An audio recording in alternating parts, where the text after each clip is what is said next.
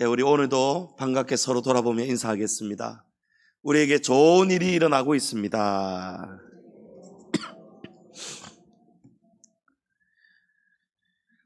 하나님은 여러분 온 우주 만물을 창조하신 창조주이십니다. 모든 만물이 창조주, 우리 하나님의 손발 아래 다 있음을 믿습니다. 그러므로 우리 하나님은 전지하시며 전능하시며 가장 최고로 높으신 지존하신 분입니다.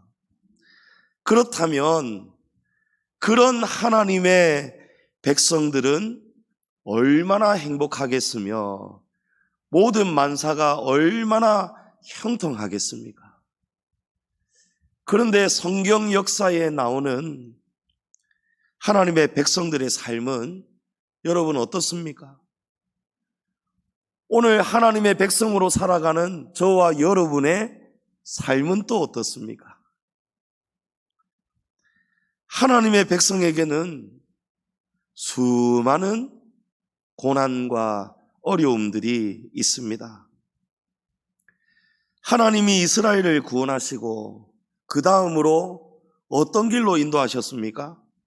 여러분 40년 광야 길이었습니다. 고난의 길이었습니다. 하나님이 사랑하셔서 애굽에서 건져내셨지 않습니까? 하나님의 백성이기 때문에 아브라함과 이삭과 야곱과 맺으신 언약 때문에 그래서 구원하여 내시고 시내산에서 나는 너희의 하나님이 되고 너희는 나의 백성이 될 것이다. 우주 만물의 창조주, 전지하시고 전능하시며 모든 것을 할 수 있는 하나님, 지존하신 하나님의 백성으로 삼으셨는데 왜 하나님은 자기 백성들에게 이런 고난과 어려움들을 왜 주신단 말입니까? 오늘 시편 말씀 속에서 여러분 그 답을 우리가 찾을 수가 있습니다. 이스라엘 공동체에는 두 가지의 어려움이 있었습니다. 첫 번째는 나그네 인생입니다. 여러분 나그네는 고난이 많고 어려움들이 많은 것이 나그네입니다. 12절 이하를 보면 그때에 그들의 사람 수가 적어 그 땅에 나그네가 되었고 이 족속에게서 저 족속에게로 이 나라에서 다른 민족에게로 떠돌아 다녔도다. 여러분 그때가 언제입니까? 하나님이 애굽에서 건지신 바로 그때입니다. 그때에 이스라엘은 수가 적었습니다. 세력이 약한 민족이었습니다. 하나님이 구원하여 내셨음에도 불구하고 자기 땅이 없습니다. 그래서 이 나라 저 나라 또 돌아다녀야 했다는 거예요. 나그네가 되었다는 것입니다. 왜 전능하신 하나님은 자기 백성인 이스라엘을 강한 나라 강대국이 되게 하지 않으시고 이 약한 나그네로 떠돌아다니게 하셨을까요? 14절 이하에 그러나 그는 사람이 그들을 억압하는 것을 용납하지 아니하시고 그들로 말미암아 왕들을 꾸짖어 이르시기를 나의 기름 부은 자를 손대지 말며 나의 선지자들을 해하지 말라 하셨도다. 아멘. 여러분 하나님은 이스라엘이 아무리 약해도 여러분 이스라엘이 지금 약하지 않습니까? 수가 적습니다. 세력이 약합니다. 자기 땅이 없습니다. 그래서 이곳 저곳 이 나라 저 나라 지금 방랑하며 유린하며 떠돌아다니는 나그네이지만 그렇지만 하나님은 어떻게 하신다는 것입니까? 이스라엘이 아무리 약해도 절대로 망하지 않게 하신다는 것입니다. 아멘. 반드시 하나님이 지켜주신다는 것을 알게 하시려고 하나님이 이스라엘을 나그네 인생을 걸어가도록 경험하도록 하나님이 그 길을 이끄셨다는 것이죠. 하나님이 이스라엘과 함께 하시니 그 어떤 강대국의 왕도 하나님의 백성들에게 여러분 함부로 할 수가 없습니다. 아말렉과의 전투, 여러분 아말렉은 강한 나라입니다. 이스라엘은 세력이 약하고 군대도 없습니다.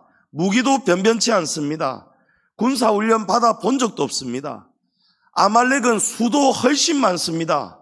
여러분 누가 이겨야 정상입니까? 아말렉이 이겨야 됩니다. 아말렉 왕이 강합니다. 이스라엘은 인간 왕도 없습니다. 모세는 지도자이지 모세는 왕이 아닙니다. 선지자이지 왕이 아닙니다. 그러나 이스라엘에게는 하나님이 왕이 되십니다. 하나님 왕, 지존하신 왕이 계십니다. 그러므로 세상 왕은요, 아무리 강한 나라, 강한 군대를 거느렸어도 하나님의 왕국을, 하나님의 백성을 절대로 함부로 해칠 수가 없는 거예요. 하나님은 모세가 하나님을 향해서 손을 들면 여러분 이길 수 없는 불가능한 전쟁, 모세 손이 올라가서 하나님을 의지하면 이스라엘이 이기고, 모세가 피곤해서 손이 내려오면 이스라엘이 이기던 전쟁에서 패하기 시작하는 것을 깨닫게 하셨어요. 여러분 하나님이 그것을 학습시켜 주셨다는 거예요. 우리가 그 하나님을 배워야 됩니다. 전쟁의 승패는, 하나님 나라는 어떤 나라입니까? 하나님의 백성은 어떤 백성들이 되어야 됩니까? 전쟁의 승패는 수의 많고 적음에서 판가름 나는 것이 아니고 우리 하나님의 손에 달려있다는 것을 우리가 알고 살아야 된다는 거예요. 그걸 알아라고 하나님이 우리를 나그네 길을 약한 세력으로 하나님이 인도하셨다는 거예요.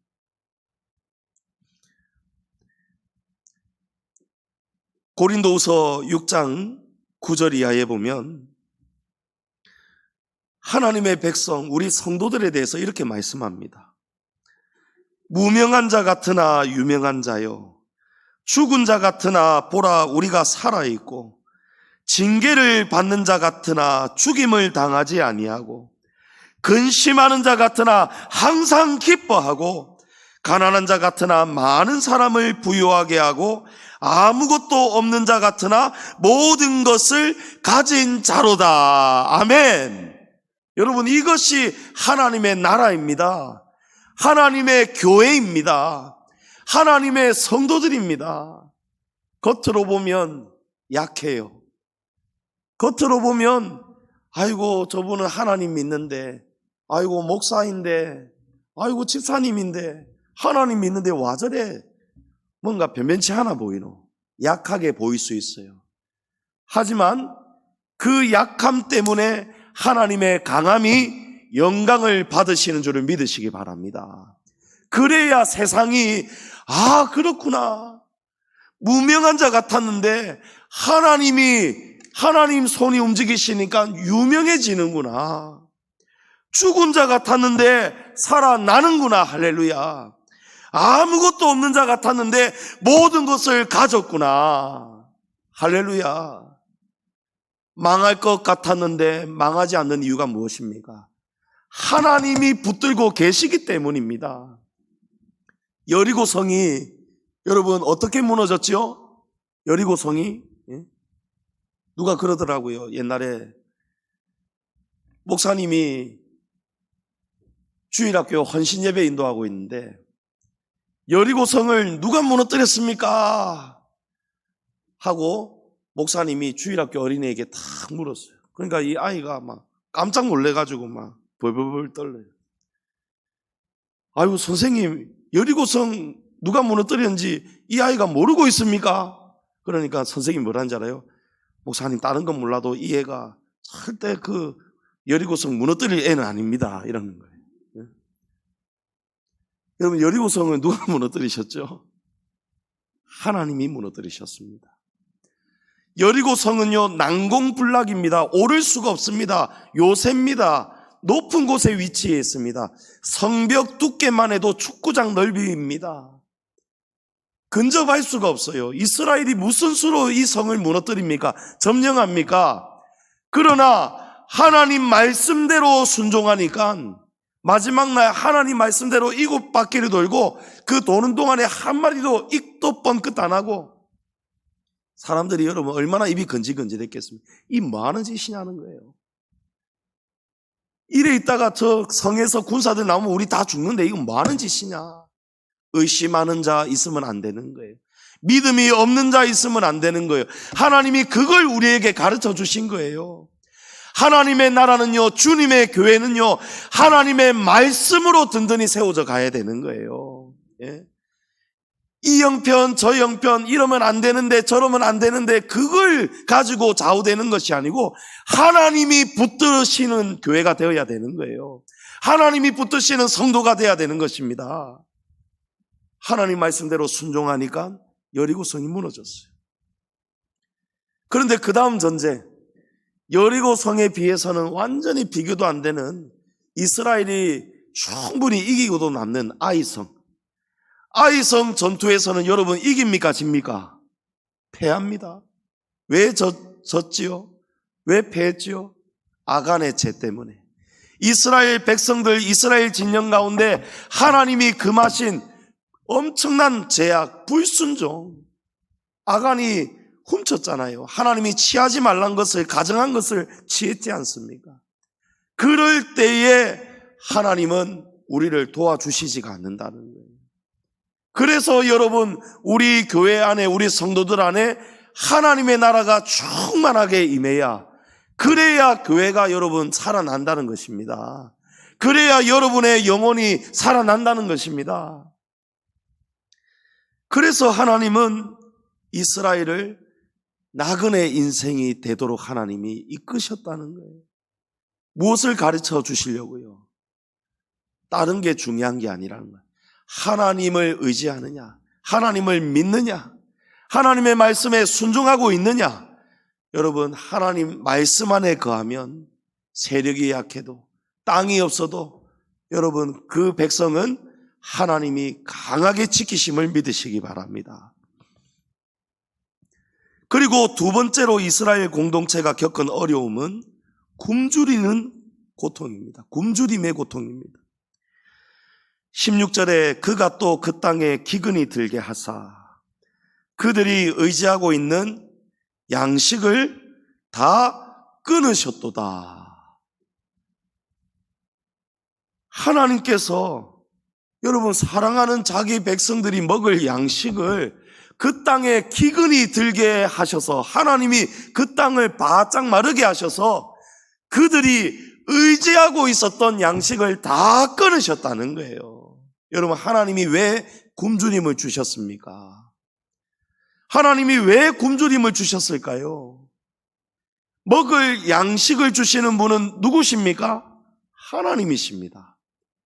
그러면 이스라엘 백성들이 하나님을 의지해야 되는데 방금 이 말씀에 여러분 무엇을 우리가 보아야 되냐면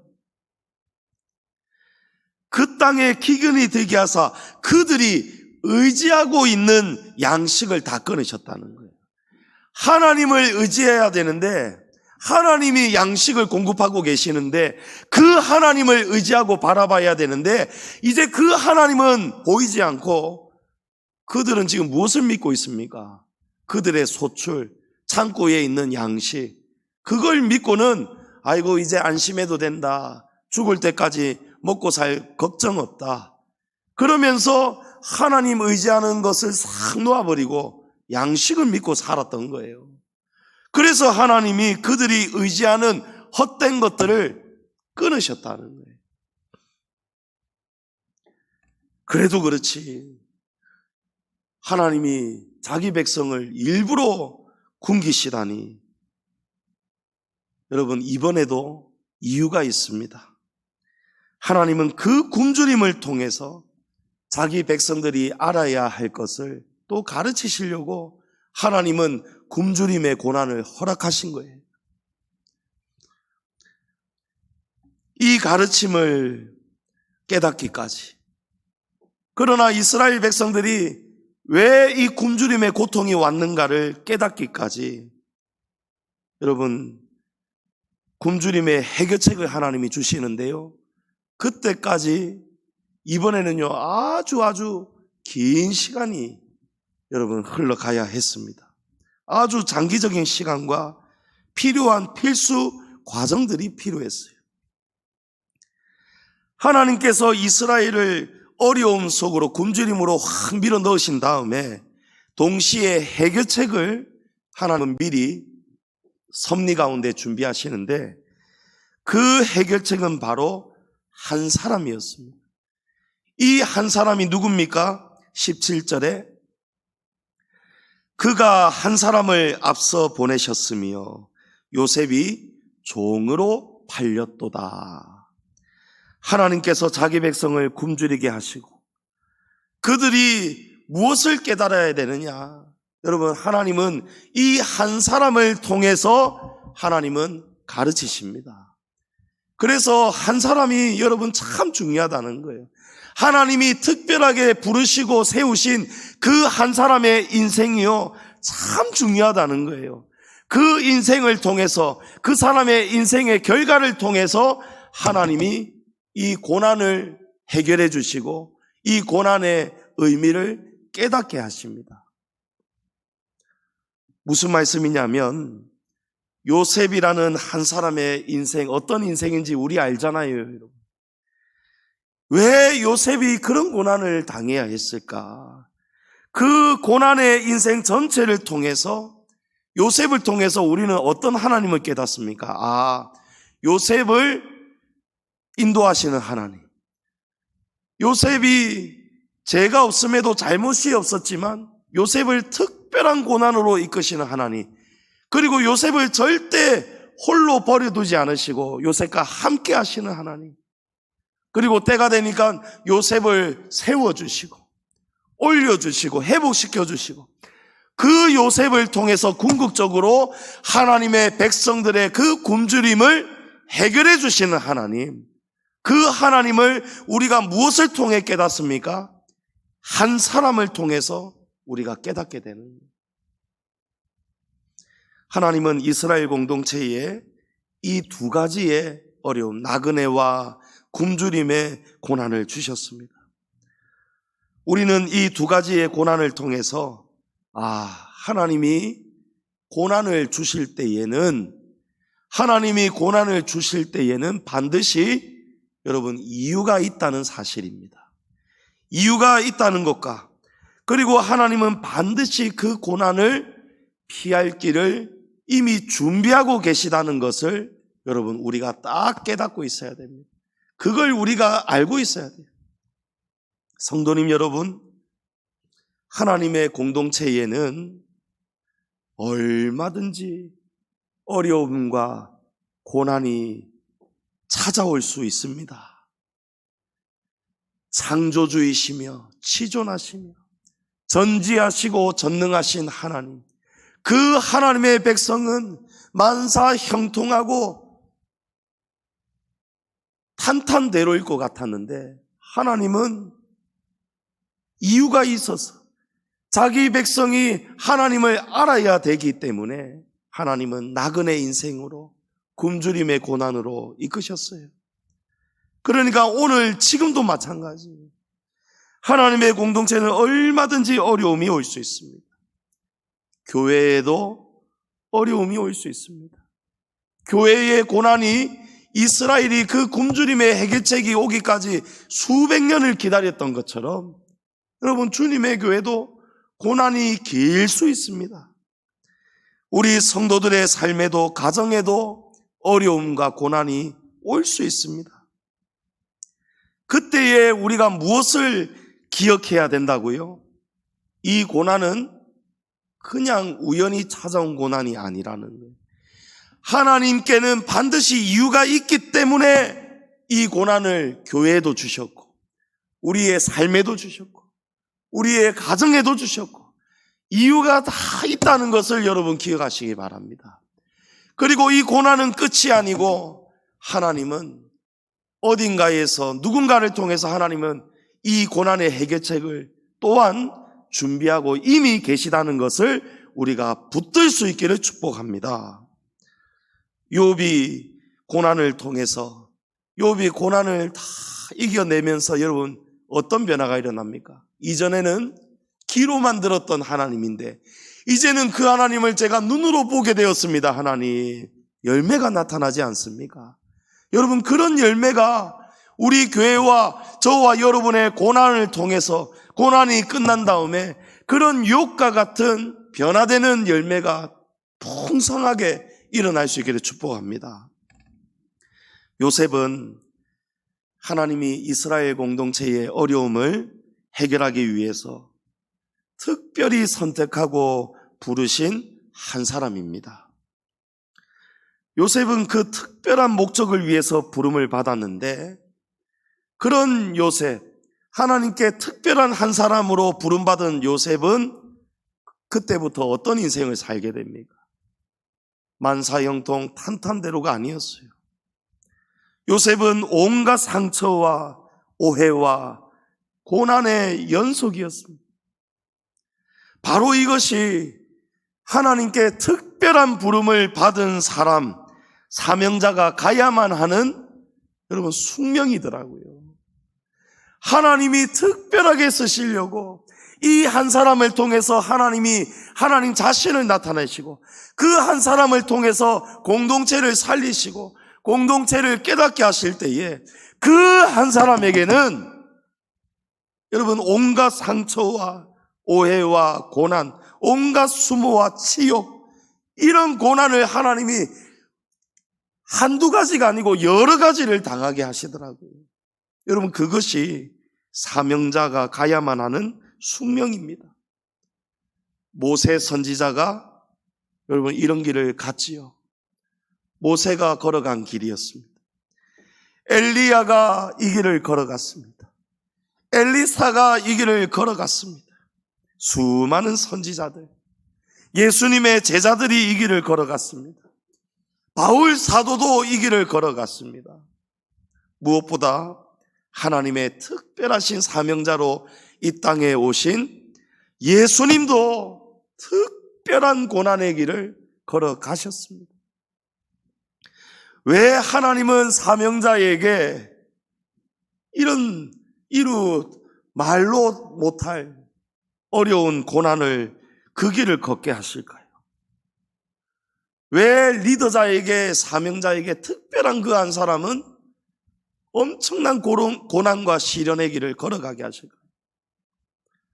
여러분, 공동체의 어려움을 해결하려면 그만한 인격이 필요하고 지혜가 필요합니다.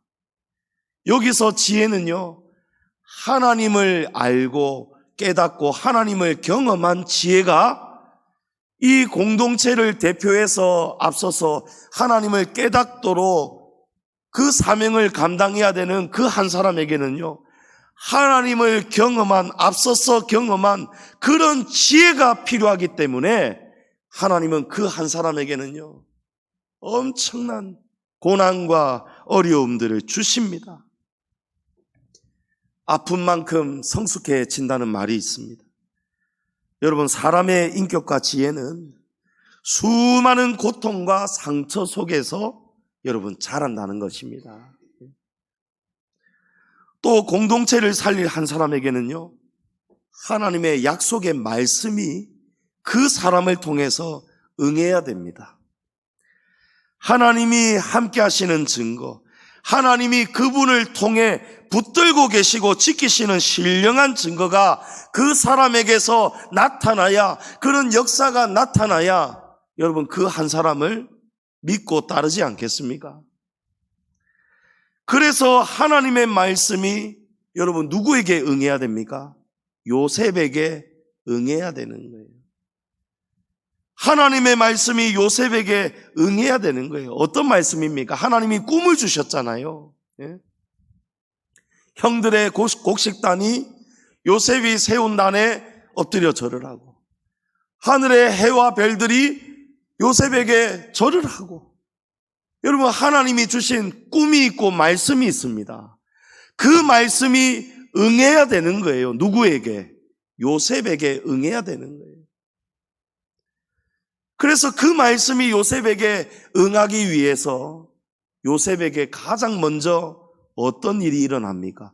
요셉이 그 꿈을 꾸고 난 다음에 그 말씀이 요셉에게 응하기 위해서 요셉에게 그때부터 본격적으로 어떤 일이 일어나죠, 여러분? 본문 18절 이하에 그의 발은 착고를 차고, 여러분 착고, 수갑처럼 발목 딱딱 채워가지고 못 도망가게 만드는 착고를 차고, 그의 몸은 쇠사슬에 매였으니 곧 여호와의 말씀이 응할 때까지라. 아멘. 그의 말씀이 그를 단련하였도다.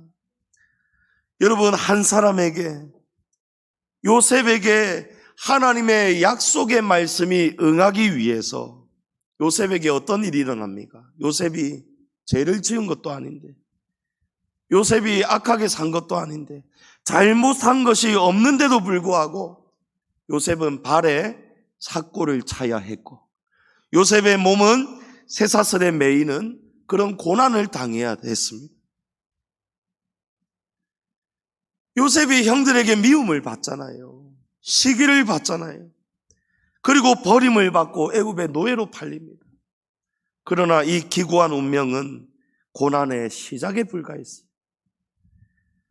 요셉은 애굽에 가서도 보디발의 아내를 성추행을 했다는 파렴치한 성범죄자로 낙인이 찍혀가지고 오해를 받아가지고 억울한 누명을 뒤집어 쓰고 여러분 감옥살이를 하게 되잖아요. 여러분, 이 감옥살이가 절정입니다.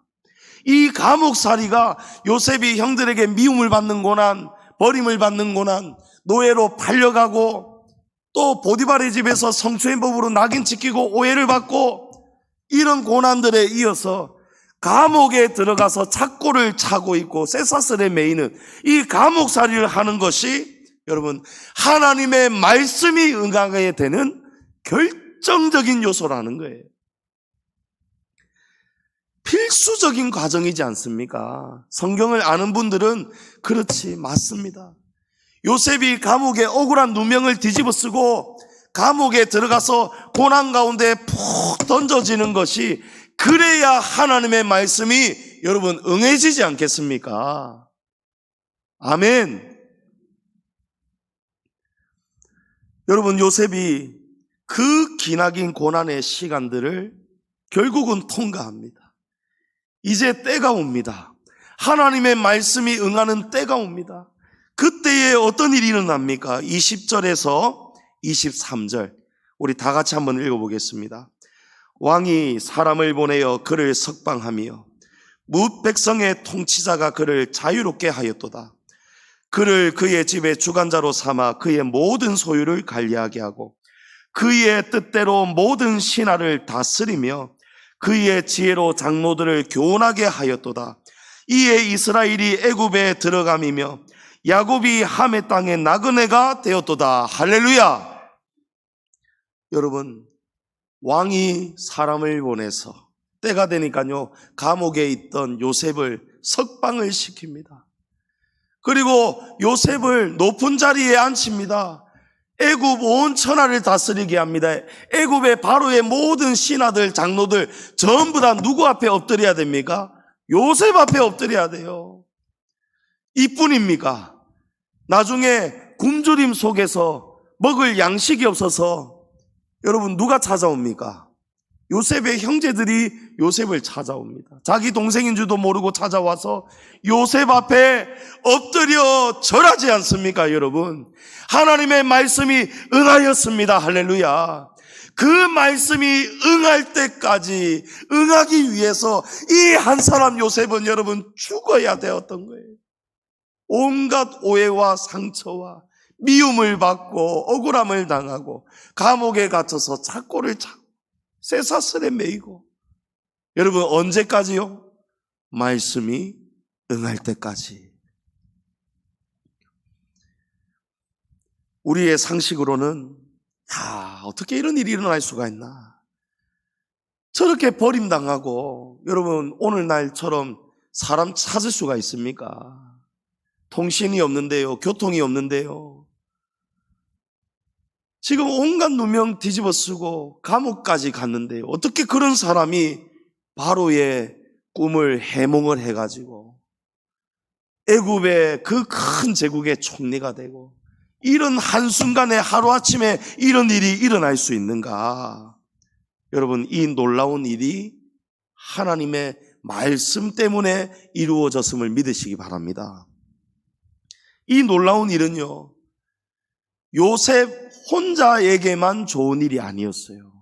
요셉에게도 좋은 일이지만 여러분, 큰 그림으로 보면은요, 하나님이 이스라엘에게 가르치시기 위해서 누구를 선택하셨습니까? 한 사람을 선택하셨어요. 한 사람만을 위해서 하나님이 이런 일을 행하신 것이 아니라는 거예요. 요셉의 고난과 요셉이 하나님의 말씀대로 이루어진 그 한 사람, 요셉 개인에게도 좋은 일이 일어났지만 결과적으로는요, 여러분, 하나님의 백성 이스라엘 공동체를 위해서 하나님이 이 일을 다 섭리하셨다는 거예요. 결국은 이 일을 통해서 어떤 일이 일어납니까? 그 7년 대흉년 동안에 그 이전부터 먹을 것이 없어서 굶주림의 고난 속에 짓눌려 왔던 이스라엘 백성들이, 아버지 야곱과 그 형제들이, 그 자녀들이, 그 후손들이 결국은 어떻게 됩니까? 이 요셉 한 사람을 통해서 애굽에서 안전하게 살게 되고 먹을 것을 풍족하게 공급받게 됩니다. 할렐루야. 오늘 말씀은 그 말씀이 아니기 때문에 이 부분은 제가 말씀을 안 드립니다만은, 하나님은 이 큰 섭리를 통해서 이스라엘을 430년 동안 또 고난당하게 하시지요. 고난당하게 하시는 이유가 무엇입니까? 또 이유가 있지 않습니까? 비록 애굽의 노예로 살지만 그 400여 년 흐르는 시간 동안에 여러분, 세력이 약했던 이스라엘 백성들, 여러분, 인구가 늘어납니다.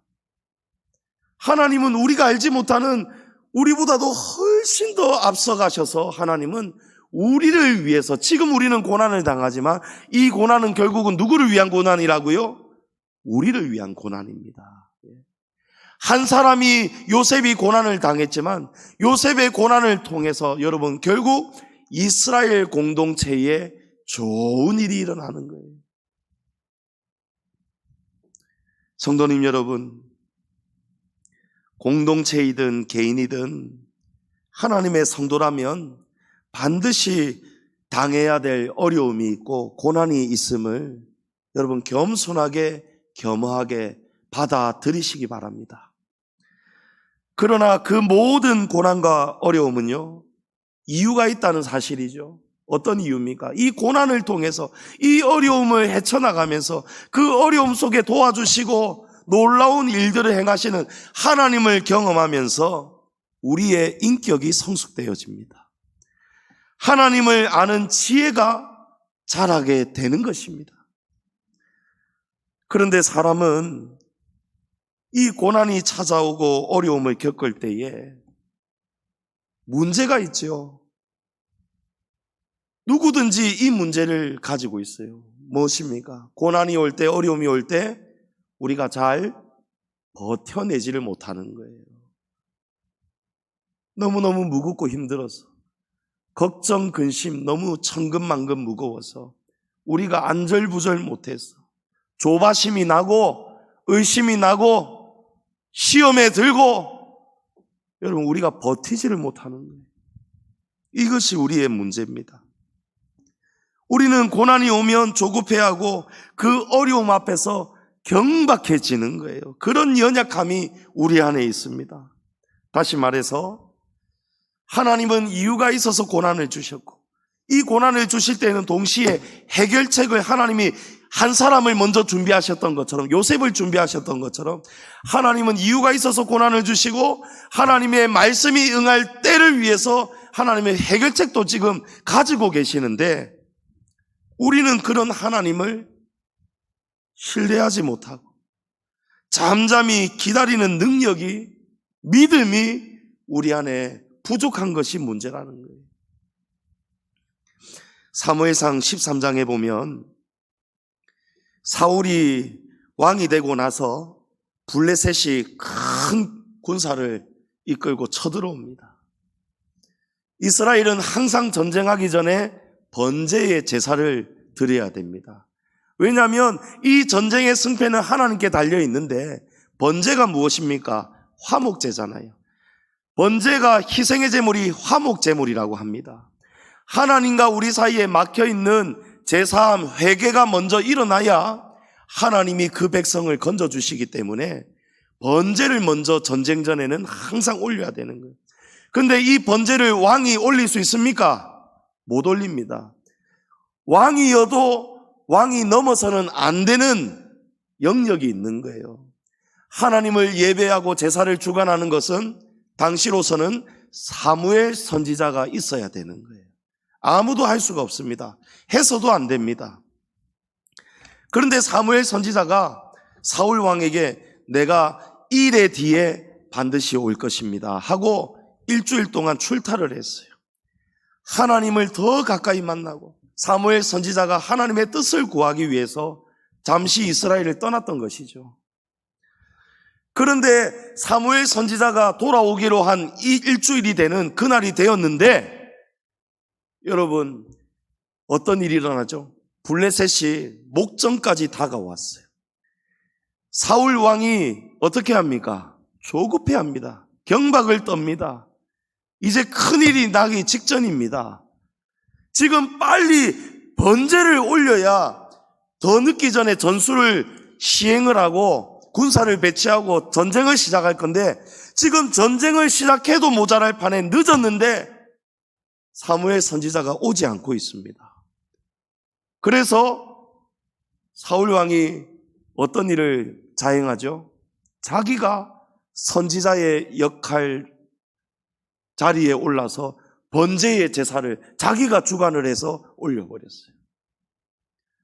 여러분, 이것이 하나님이 가장 악하게 여기신다는 것을 여러분 명심하시기 바랍니다. 번제를 딱 드리고 나자마자 사무엘 선지자가 딱 도착합니다. 왕이여, 지금 무슨 일을 했습니까? 선지자가 깜짝 놀라서 이게 무슨 일이냐고 따집니다. 내가 이래 안에 온다고 하지 않았습니까? 여러분, 하나님의 말씀은 반드시 이루어집니다. 그런데 선지자가 이래 뒤에 반드시 온다고 했는데 이래가 아직 끝나지 않았는데, 그 조급함을, 선지자의 말씀을 끝까지 기다리지 못하고 사울 왕이 자기가 번제를 주관을 해버렸는 거예요. 이때 하나님이 뭐라고 하십니까? 사무엘상 13장 13절에 사무엘이 사울에게 이르되 왕이 망령되이 행하였도다. 망령되이 행하였다는 거예요. 왕의 하나님 여호와께서 왕에게 내리신 명령을 지키지 아니하였도다. 그리하였더라면 여호와께서 이스라엘 위에 왕의 나라를 영원히 세우셨거늘. 할렐루야. 이 말씀 계속 띄어나 보십시오. 여호와께서 왕에게 내리신 명령을 지키지 아니하였도다. 여러분, 이 명령 어떤 명령입니까? 사무엘 선지자가 내가 이래 뒤에 반드시 돌아올 테니까 왕은 그때까지 기다리십시오 라고 했어요. 기다리라고 했습니다. 그런데 사울 왕이 기다리지 못했습니다. 조급해서, 무서워서, 걱정이 되어서 자기 마음대로 제사를 올려드려 버렸습니다. 전쟁을 시작하려고. 이 일이 하나님 앞에서 어떻다는 것입니까? 망령되다는 것입니다. 여러분, 기다리지 못하고 자기 마음대로 하는 것은 하나님 앞에서 망령된 행실이라는 거예요. 또 놀라운 사실이 있습니다. 여호와께서 왕에게 내리신 명령. 여러분, 사무엘 선지자가 사울 왕에게 내가 이래 뒤에 반드시 돌아올 거니 기다리십시오 했던 말인데, 이 말이고 누구의 말씀이라는 것입니까? 여호와 하나님의 말씀이라는 거예요. 그 말씀이 응할 때까지 기다렸더라면 좋았는데 기다리지 못했다는 거예요. 만약에 그 말씀이 응할 때까지 기다렸다면 어쨌다는 것입니까? 여호와께서 이스라엘 위에 왕의 나라를 영원히 세우셨다는 것입니다. 할렐루야. 여러분, 이 놀라운 복이 오고 있었는데, 이 복을 누가 걷어찼습니까? 누가 걷어찼습니까, 여러분? 사울 왕이 걷어찼다는 거예요. 그 공동체에 귀한 복이 지금 오고 있는데, 이스라엘 나라 공동체에 귀한 복이 오고 있는데, 그 왕이 망령된 행실을 하는 바람에 복을 걷어차버렸다는 거예요. 무엇을 했기에, 도대체 무엇을 했기에 복을 찼단 말입니까, 여러분? 말씀이 응할 때까지 기다리지 못했다는 거예요. 하나님의 말씀은 반드시 이루어짐을 믿으시기 바랍니다. 그런데 반드시 이루어진데, 사무엘 선지자도 내가 반드시 이래 뒤에 돌아온다라고 하였는데 그 말씀을 기다리지 못하는 거예요. 하지만 우리가 복을 받을 방법이 있습니다. 할렐루야. 요셉의 모습에서 그 방법을 찾게 됩니다. 다시 18절 이하를 보시면, 그의 발은 착고를 차고 그의 몸은 쇠사슬에 매였으니 곧 여호와의 말씀이 응할 때까지라. 그의 말씀이 그를 단련하였도다. 요셉이 당한 고난은요, 여러분 언제까지 이 고난을 당했습니까? 언제까지 요셉이 이 고난, 감옥살이 갇혀 있었습니까? 하나님의 말씀이 응할 때까지. 할렐루야. 하나님의 말씀이 응할 때까지라는 것입니다. 하나님의 말씀은 응할 때가 있습니다. 그때는 우리가 모릅니다. 우리가 모른다고 그때를 함부로 당기려고 하는 것은 하나님 앞에서 어떤 행위라고요? 망령된 행위라는 것입니다. 여러분 믿으시기 바랍니다. 하나님을 어떻게 인간이 함부로 움직이려고 해서 되겠습니까? 하나님을 의지해야 되는데 인간적인 방법, 먹을 양식 의지하니까 하나님이 굶기시잖아요. 여러분, 하나님을 기다려야 된다니까요. 하나님이 주신 말씀이 있으실 때는 그 말씀이 응할 때까지 우리가 믿고 기다려야 된다는 거예요. 중국이 얼마 전에 여러분 인공비를 뿌리려고 내리려고 하늘에 미사일 같은 거를 막 쐈다고 합니다. 쏘고 나니까 진짜 하늘에서 비가 오는 거 있죠. 예, 제가 그 부분은 잘 모르기 때문에 저는 잘 모릅니다만은 하여튼 중국이 너무 폭염이 심하니까 가뭄이 심하니까 하늘에다가 뭔가를 쏴가지고 갑자기 먹구름이 몰리고 기후가 막 저기압 고기압이 그 폭파 음파에 의해서 확 뒤틀리면서 막 비가 내리기 시작하는데, 비가 내리는 것까지는 좋았는데 그 다음에 어떤 일이 일어났습니까? 태풍이 불고 갑자기 멀쩡하던 집 땡볕이었는데 갑자기 하늘에서 비가 내리더니 좋다고 했는데 이 베란다 창문이 막 뜯겨나가고 날아가고 여러분 난리가 나죠. 여러 명이 죽고 다치고 건물 막 흔들리고 간판 날아가고 난리가 났습니다. 여러분 저는 그거 보면서 딱 보이더라고요. 누가 하신 일입니까? 하나님이 하신 일이에요. 까불지 말라는 거예요. 까불지 말라는 거예요. 기다려야지.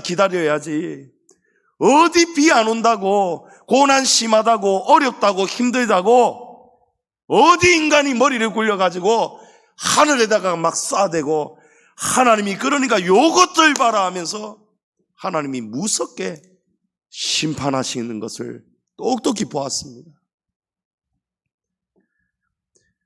여러분, 우리가 고난당할 때 이 고난 뒤에는 반드시 보상이 있고 복이 오는데, 이 복을 차지 않으려면 여러분 어떻게 해야 됩니까? 요셉이 이 복을 받은 비법이 무엇입니까? 그 수많은 고난, 어려움 이겨낸 비결이 무엇입니까? 말씀이 응할 때까지 기다렸던 것입니다. 말씀이 응할 때가 있다는 것을 분명히 알고 기다렸다는 것입니다. 요셉이 하나님께서 주신 그 꿈을, 그 말씀을 잊지 않고 의심하지 않고 내가 지금 비록 미움을 받고 박해를 받고 버림을 당하고 노예로 팔려가고 억울함을 당하고 착고를 차고 감옥 안에 있지만 그러나 이것은 끝이 아니다. 할렐루야. 하나님의 말씀이 응할 때가 반드시 온다는 것을 요셉은 믿었던 거예요. 하지만 그 말씀이 응할 때까지 18절 말씀 끝에 보시면 여러분 말씀이 응할 때까지 무엇이 있다고 했습니까? 19절 말씀. 응할 때까지라 그의 말씀이 그를 단련하였다는 거예요. 말씀이 응할 때까지는 여러분 우리가 무슨 일을 하고 있다고요? 단련을 받아야 되는 거예요. 여러분 어떤 단련이겠습니까? 요셉이 하나님의 말씀이 응할 때까지 어떤 단련을 받았을까요? 기다림의 단련입니다.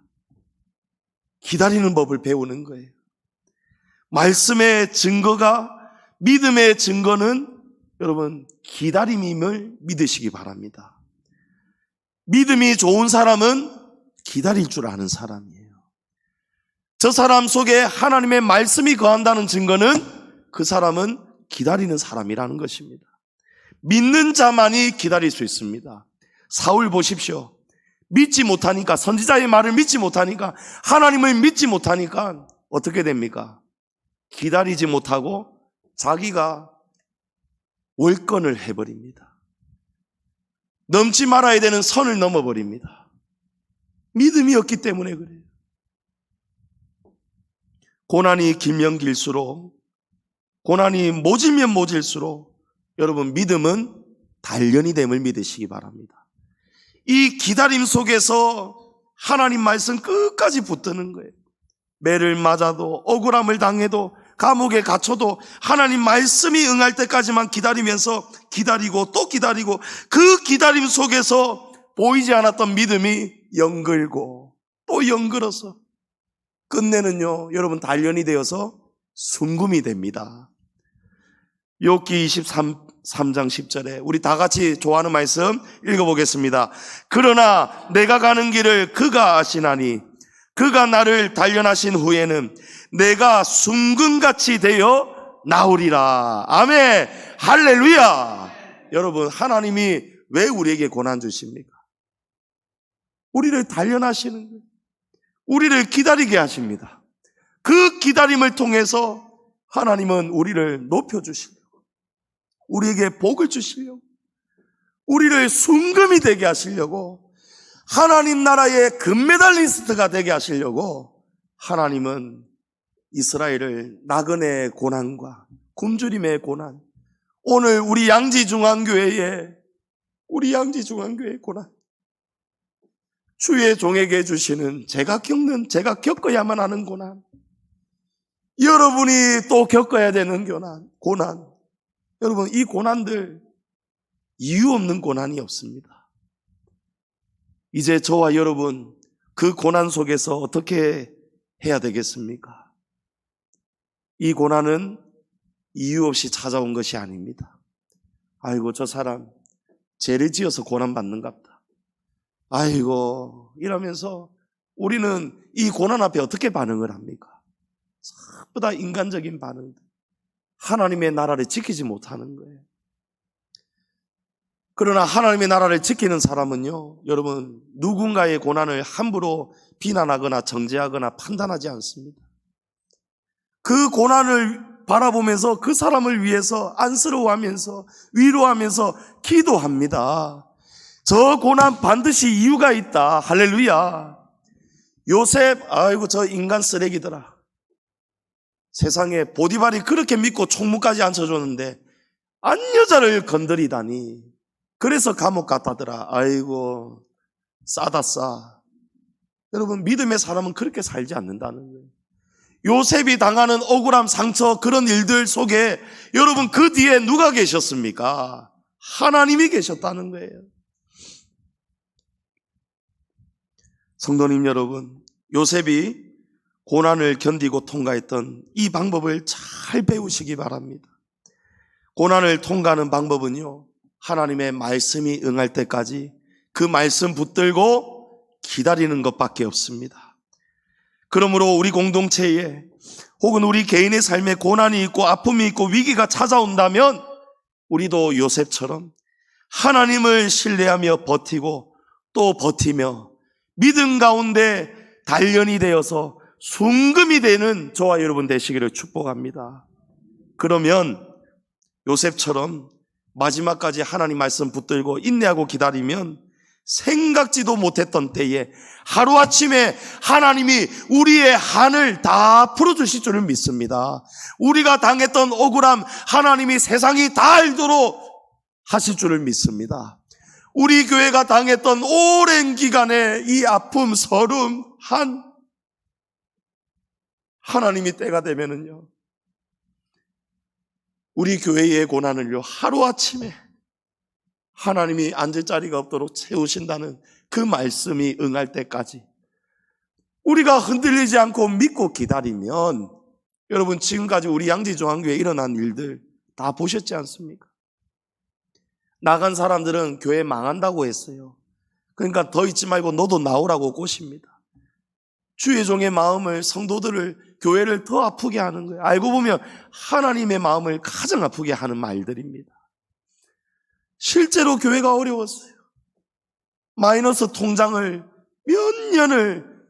몇십 년을, 십몇 년을 마이너스 통장을 달고 살았어요. 원로 목사님, 사모님이 교회 살림 살 때 교회 중직자가 없을 때니까요. 교회 성도가 몇 명 없을 때에 그 IMF 지나고 교회 은행 빚 이자가 얼마나 비쌀 때입니까? 그때에 이 교회 안 떠내려가게 하려고 하나님께 기도하면서 마이너스 통장 이자 써가면서 은행 빚 감당하면서 그러면서 사모님이 지금 골병이 든 거예요. 예. 그러나 하나님이 망하게 하셨습니까? 망하지 않게 하셨어요. 우리는 죽는다고 할지 몰라도 하나님은 흔들림이 없습니다. 믿음의 사람은 흔들림이 없습니다. 어느 날 때가 되니까요, 하나님이 지금 왜 1억은 주셨는데 왜 지금 6억밖에 안 남은 이 교회 빚은 해결 안 해주실까요? 여러분, 하나님의 말씀이 응할 때가 아직 안 되었기 때문이에요. 안 그렇습니까? 이 교회는 건물이 아니잖아요. 하나님의 집이지 않습니까? 하나님의 집은요, 하나님의 때에 이루어지는 거예요. 예? 하나님이 붙들고 있다는 증거를 대신 보여주시잖아요. 교회가 망하지 않도록 우리 성도들 시험 들지 말라고, 조급해하지 말라고, 이 믿음 포기하지 말라고, 세상에 그 코로나 때에, 그 어려운 때에 여러분, 세상에 1억이라는 헌금을 하나님이 하루아침에, 우리는 얼마 헌금하는지, 그분이 권사님이 얼마 헌금하는지도 몰랐는데 입금되는 거를 확인해 보니까요, 여러분, 공이 많은 거 있지. 그걸 보면서 저도 울고 원로 목사님도 울고, 정말 하나님 살아계시다. 하나님 살아계십니다. 하나님 살아계십니다. 하나님 절대 세력이 약하다고, 나라가 없다고, 나그네로 떠돈다고, 은행 빚 있다고 하나님 절대 주님의 백성, 주님의 교회 하나님 망하게 내버려 두지 않습니다. 다만 하나님의 말씀이 응할 때가 반드시 온다는 거예요. 그때까지 우리가 해야 되는 방법은 무엇입니까? 믿음 붙들고 흔들리지 말고 요셉처럼 마지막까지 여러분 버티는 것입니다. 사랑하는 성도님 여러분, 하나님의 말씀 반드시 이루어짐을 믿으시고 하나님의 말씀이 응할 때까지 우리 공동체에, 저와 여러분의 삶에, 저의 고난, 여러분의 고난 속에 하나님의 말씀에 응할 때까지 요셉이 감옥 안에서도 하나님을 찬양하며 기도하며 말씀을 붙들고 기다렸던 것처럼 여러분, 믿음 가운데 오랜 기다림 속에서도 하나님의 말씀이 응할 때까지 우리의 인격과 지혜가 그 고난을 통해서 성숙되어 가서 하나님이 고난을 주신 이유가 반드시 우리 안에서 열매로 나타날 수 있기를 주의 이름으로 축원합니다. 아멘.